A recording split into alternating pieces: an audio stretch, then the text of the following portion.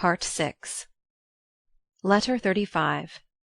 Lady Susan to Mr. de Courcy, Upper Seymour Street.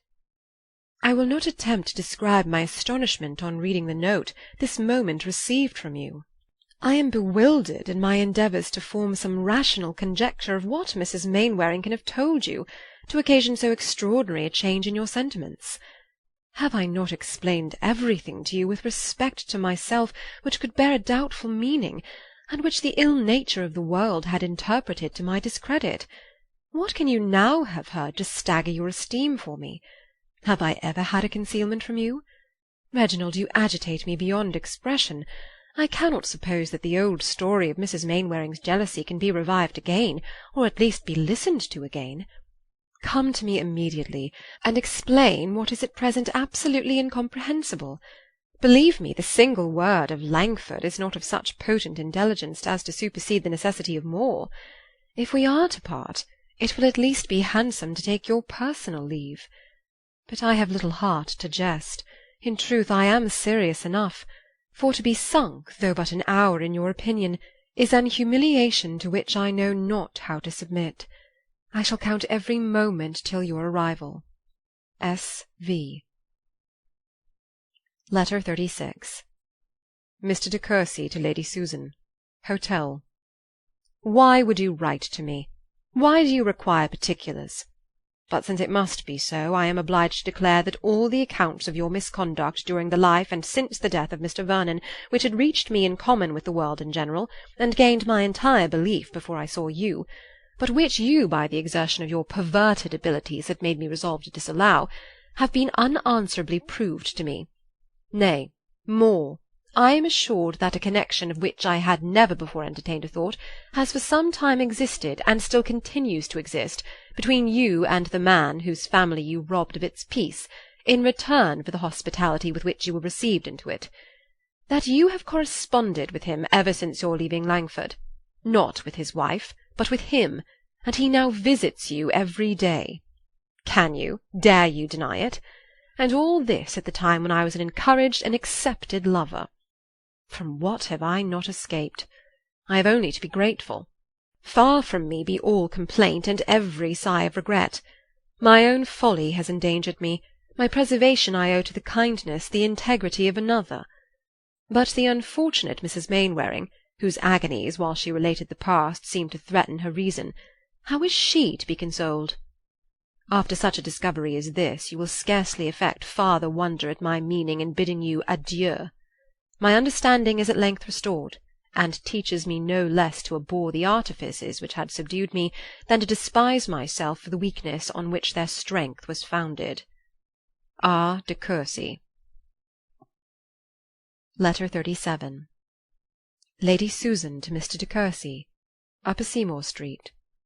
I am satisfied, and will trouble you no more when these few lines are dismissed. The engagement which you were eager to form a fortnight ago is no longer compatible with your views, and I rejoice to find that the prudent advice of your parents had not been given in vain. Your restoration to peace will, I doubt not, speedily follow this act of filial obedience, and I flatter myself with the hope of surviving my share in this disappointment. S.V. Letter 38. Mrs. Johnson to Lady Susan, Edward Street. I am grieved, though I cannot be astonished at your rupture with Mr. de Courcy. He had just informed Mr. Johnson of it by letter. He leaves London, he says, to-day. Be assured that I partake in all your feelings, and do not be angry if I say that our intercourse, even by letter, must soon be given up.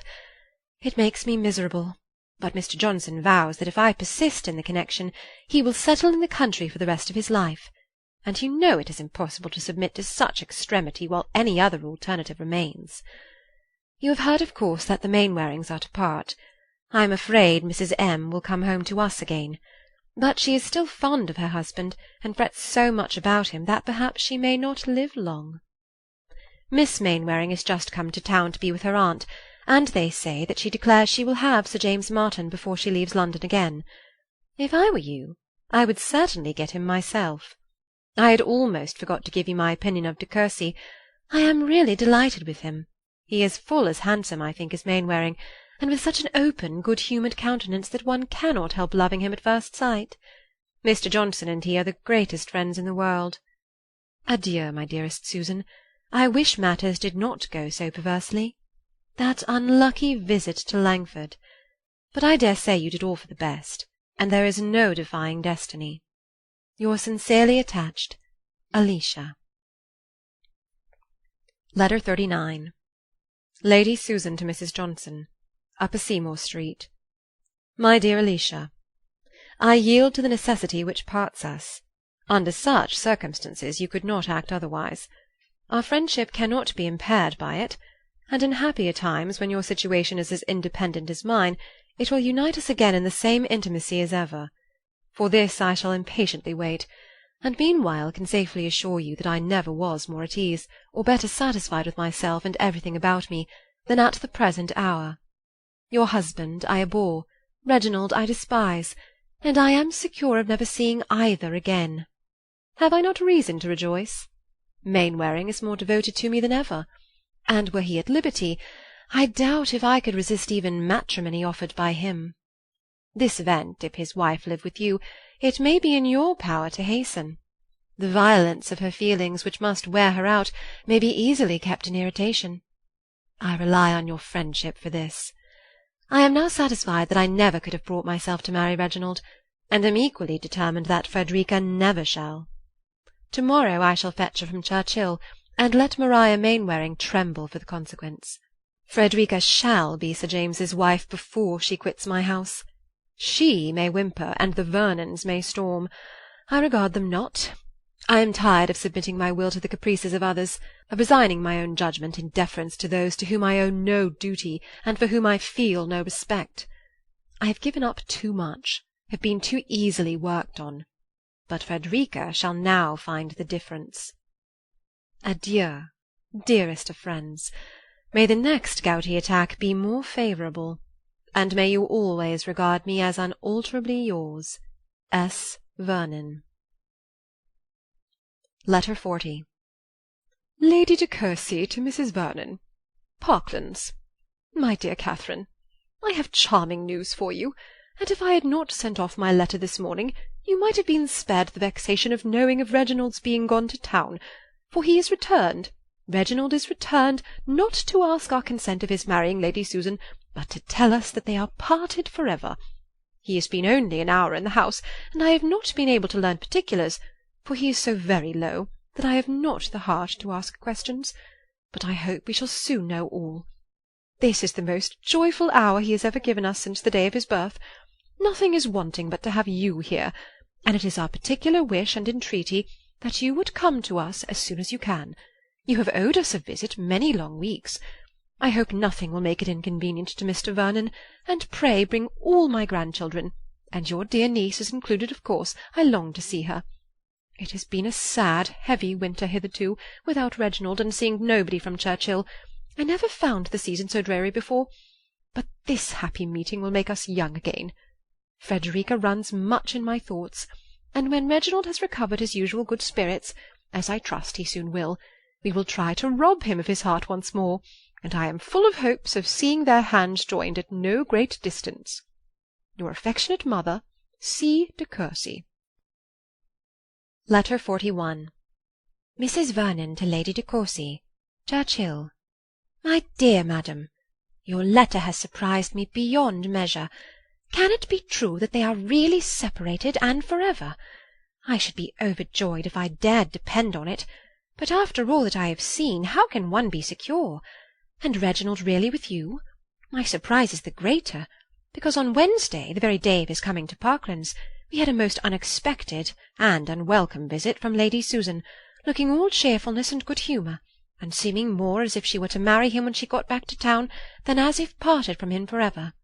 She stayed nearly 2 hours, was as affectionate and agreeable as ever, and not a syllable, not a hint was dropped of any disagreement or coolness between them. I asked her whether she had seen my brother since his arrival in town, not, as you may suppose, with any doubt of the fact, but merely to see how she looked. She immediately answered, without any embarrassment, that he had been kind enough to call on her on Monday, but she believed he had already returned home, which I was very far from crediting. Your kind invitation is accepted by us with pleasure, and on Thursday next we and our little ones will be with you. Pray heaven Reginald may not be in town again by that time. I wish we could bring dear Frederica too, but I am sorry to add that her mother's errand hither was to fetch her away, and miserable as it made the poor girl, it was impossible to detain her. I was thoroughly unwilling to let her go, and so was her uncle, and all that could be urged we did urge. But Lady Susan declared that as she was now about to fix herself in town for several months, she could not be easy if her daughter were not with her, for masters, etc. Her manner, to be sure, was very kind and proper, and Mr. Vernon believes that Frederica will now be treated with affection. I wish I could think so too. The poor girl's heart was almost broke at taking leave of us. I charged her to write to me very often, and to remember that if she were in any distress we should always be her friends. I took care to see her alone, that I might say all this, and I hope I made her a little more comfortable. But I shall not be easy till I can go to town and judge of her situation myself. I wish there were a better prospect than now appears of the match, which the conclusion of your letter declares her expectation of. At present it is not very likely. Yours, etc., Catherine Vernon. Conclusion. This correspondence, by a meeting between some of the parties and a separation between the others, could not, to the great detriment of the post-office revenue, be continued longer. Very little assistance to the state could be derived from the epistolary intercourse of Mrs. Vernon and her niece, for the former soon perceived by the style of Frederica's letters that they were written all under her mother's inspection, and therefore, deferring all particular enquiry till she could make it personally in town, ceased writing minutely or often. Having learnt enough in the meanwhile from her open-hearted brother of what had passed between him and Lady Susan to sink the latter lower than ever in her opinion, she was proportionably more anxious to get Frederica removed from such a mother and placed under her own care, and though with little hope of success, was resolved to leave nothing unattempted that might offer a chance of obtaining her sister-in-law's consent to it. Her anxiety on the subject made her press for an early visit to London, and Mr. Vernon, who, as it must have already appeared, lived only to do whatever he was desired, soon found some accommodating business to call him thither. With a heart full of the matter, Mrs. Vernon waited on Lady Susan, shortly after her arrival in town, and she was met with such an easy and cheerful affection as made her almost turn from her with horror. No remembrance of Reginald, no consciousness of guilt, gave one look of embarrassment. She was in excellent spirits, and seemed eager to show at once by every possible attention to her brother and sister her sense of their kindness, and her pleasure in their society. Frederica was no more altered than Lady Susan. The same restrained manners, the same timid look in the presence of her mother as heretofore, assured her aunt of her situation's being uncomfortable, and confirmed her in the plan of altering it. No unkindness, however, on the part of Lady Susan appeared. Persecution on the subject of Sir James was entirely at an end, his name merely mentioned to say that he was not in London, and in all her conversation she was solicitous only for the welfare and improvement of her daughter, acknowledging in terms of grateful delight that Frederica was now growing every day more and more what her parent could desire. Mrs. Vernon, surprised and incredulous, knew not what to suspect, and without any change in her own views, only feared greater difficulty in accomplishing them. The first hope of anything better was derived from Lady Susan's asking her whether she thought Frederica looked quite as well as she had done at Churchill, as she must confess herself to have sometimes an anxious doubt of London's perfectly agreeing with her. Mrs. Vernon, encouraging the doubt, directly proposed her niece's returning with them into the country. Lady Susan was unable to express her sense of such kindness, yet knew not, from a variety of reasons, how to part with her daughter, and as, though her own plans were not yet wholly fixed, she trusted it would ere long be in her power to take Frederica into the country herself, concluded by declining entirely to profit by such unexampled attention. Mrs. Vernon, however, persevered in the offer of it, and though Lady Susan continued to resist, her resistance in the course of a few days seemed somewhat less formidable. The lucky alarm of an influenza decided what might not have been decided quite so soon. Lady Susan's maternal fears were then too much awakened for her to think of anything but Frederica's removal from the risk of infection. Above all disorders in the world, she most dreaded the influenza for her daughter's constitution. Frederica returned to Churchill with her aunt and uncle, and 3 weeks afterwards Lady Susan announced her being married to Sir James Martin. Mrs. Vernon was then convinced of what she had only suspected before, that she might have spared herself all the trouble of urging a removal, which Lady Susan had doubtless resolved on from the first. Frederica's visit was nominally for 6 weeks, but her mother, though inviting her to return in 1 or 2 affectionate letters, was very ready to oblige the whole party by consenting to a prolongation of her stay, and in the course of 2 months ceased to write of her absence, and in the course of 2 more to write to her at all. Frederica was therefore fixed in the family of her uncle and aunt, till such time as Reginald de Courcy could be talked, flattered, and finessed into an affection for her, which, allowing leisure for the conquest of his attachment to her mother, for his abjuring all future attachments and detesting the sex, might be reasonably looked for in the course of a 12-month. 3 months might have done it in general, but Reginald's feelings were no less lasting than lively. Whether Lady Susan was or was not happy in her second choice, I do not see how it can ever be ascertained, for who would take her assurance of it on either side of the question? The world must judge from probability. She had nothing against her but her husband and her conscience. Sir James may seem to have drawn an harder lot than mere folly merited. I leave him, therefore, to all the pity that anybody can give him.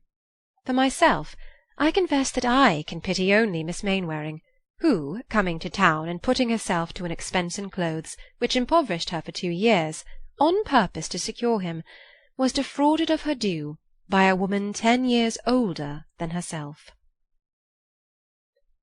End of Lady Susan. End of Jane Austen's Juvenilia.